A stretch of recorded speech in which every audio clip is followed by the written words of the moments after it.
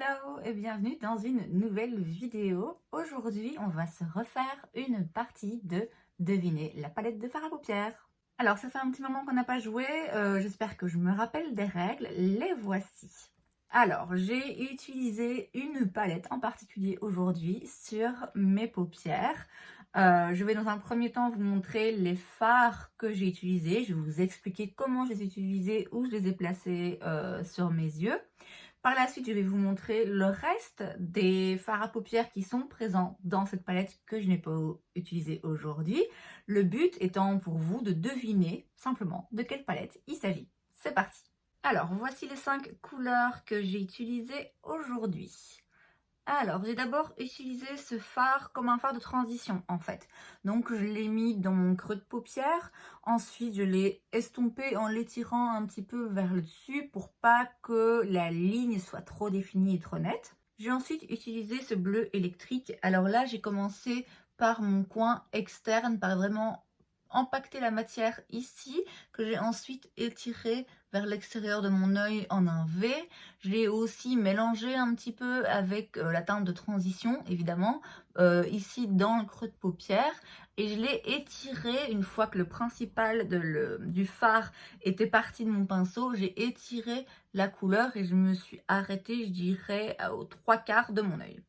J'ai ensuite utilisé ce bleu et en fait j'ai simplement refait la même chose que j'ai fait pour celui-ci, mais je l'ai superpositionné parce que je voulais casser un petit peu le côté très électrique de ce bleu et donc du coup j'ai simplement mis celui-là au-dessus. J'ai ensuite utilisé cette teinte métallique dorée, donc je l'ai mis ici en coin interne et je l'ai aussi mis sur cette partie de mon œil. J'ai ensuite repris mon pinceau et je me suis arrangée pour que le doré et le bleu se mélange vraiment bien et qu'il n'y ait pas, encore une fois, de définition trop nette entre les deux. J'ai ensuite pris ces paillettes, donc c'est des paillettes pressées, hein, et je les ai mis partout sur ma paupière mobile, avec mon doigt, hein, évidemment, et donc j'ai simplement tapoté et elles sont restées là où elles se sont accrochées. J'ai ensuite mis un liner dans ma muqueuse et un mascara, et c'était tout. Et voici le reste des teintes qui sont présentes dans cette palette. Vous avez un bleu très clair ici qui n'est pas tout à fait mat, qui est un petit peu satiné, je dirais. Et ensuite ce corail, une espèce de terre cuite, un brun métallisé et ensuite 3 autres paillettes pressées. Et donc ici on a un argenté, un bleu et un rose. Alors, on va maintenant vérifier si vous savez compter. J'ai utilisé 5 fards. Il y en a 7 supplémentaires dans la palette. Il y en a donc en tout 12, dont 4 sont des paillettes pressées. Et donc la palette que j'ai utilisée aujourd'hui sur mes yeux, c'est la High Tides and Good Vibes de chez Tarte. Alors, on va s'arrêter un moment pour profiter du packaging, qui est quand même hyper mignon, très original, très beau. L'odeur... Je sais pas ce que ça sent, mais il y a une odeur très très agréable qui se dégage de ce fard à paupières.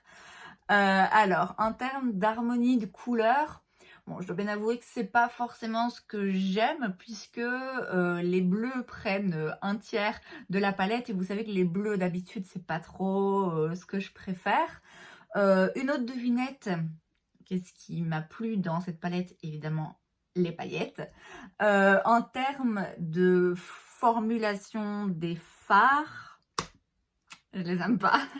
J'aime pas trop cette palette pour vous dire la vérité. Je la garde parce qu'elle a une valeur sentimentale pour moi. Mais je trouve pas que ça en vaille la peine. En ce qui concerne les mats, je trouve qu'ils sont pas très faciles à travailler et à estomper. Cette couleur donc, que j'ai utilisée comme un fard de transition, le pigment est pas fou et malgré ça, j'ai quand même un peu galéré pour l'estomper et pour que le résultat soit joli. Cette couleur, je l'ai pas utilisée, mais c'est vrai qu'elle est très jolie, elle est bien pigmentée et on le sent même au toucher que le fard est bien crémeux, va être facile à travailler. Sinon, franchement, les autres mats, c'est pas top top. Les fards métalliques, bon, ils sont jolis, mais je trouve qu'ils sont quand même pas hyper métallisés. C'est un très joli bleu, hein, on s'entend bien, mais en termes de métallique, quand même peut mieux faire. Le doré est très jolie, je trouve. C'est un très beau fard métallique, doré, que j'ai utilisé donc en coin interne.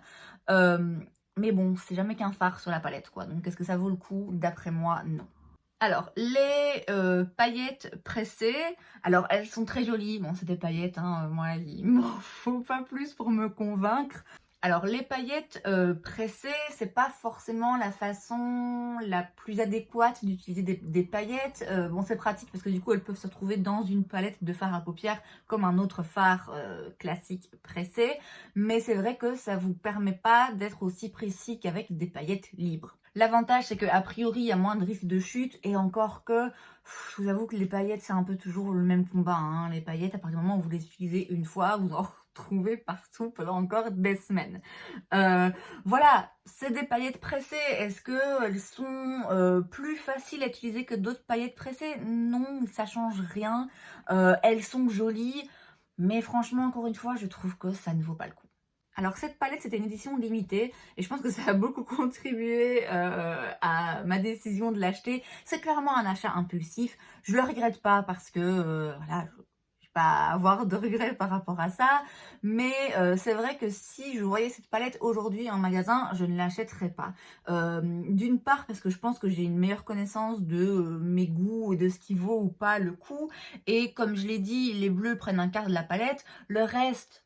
À la fois, oui, c'est pas une combinaison de couleurs qui sort vraiment de l'ordinaire. Donc je pense que j'aurais passé mon chemin malgré le fait que, évidemment, les paillettes directement m'appellent un peu. Mais comme je vous l'ai dit, c'était en édition limitée et à l'époque, en fait, je me suis retrouvée dans le magasin Sephora des Champs-Élysées, donc leur magasin principal, le jour de la sortie de cette palette. Qui, je pense, d'ailleurs, n'était disponible que dans une sélection de magasins. Et donc, je pense que ça m'a un petit peu foutu une pression de me dire oh, t'es là dans le magasin le jour où la palette sort, tout le monde ne mettra peut-être pas la main dessus, donc vas-y, c'est l'occasion. Il s'avère que j'ai acheté cette palette la première fois en fait que je me rendais dans le Sephora des Champs-Élysées. Je m'étais rendue en région parisienne pour voir un ami et j'avais réussi toute seule à prendre le train, enfin le RER et puis à prendre le métro pour aller justement au Sephora des Champs-Élysées. C'était un petit moment de fierté et du coup à cause du moment auquel j'ai acheté cette palette, je pense que c'est surtout pour ça. J'ai du mal en fait à m'en séparer. Bon, de toute façon, vous savez que j'aime pas me débarrasser du maquillage de manière générale, mais honnêtement, ouais, celle-ci, je m'en sers pas. Les paillettes, j'en ai ailleurs. Si je pouvais les retirer, franchement, je garderais à la limite les paillettes et pas le reste. Mais voilà, je la garde vraiment pour des raisons plus sentimentales qu'autre chose.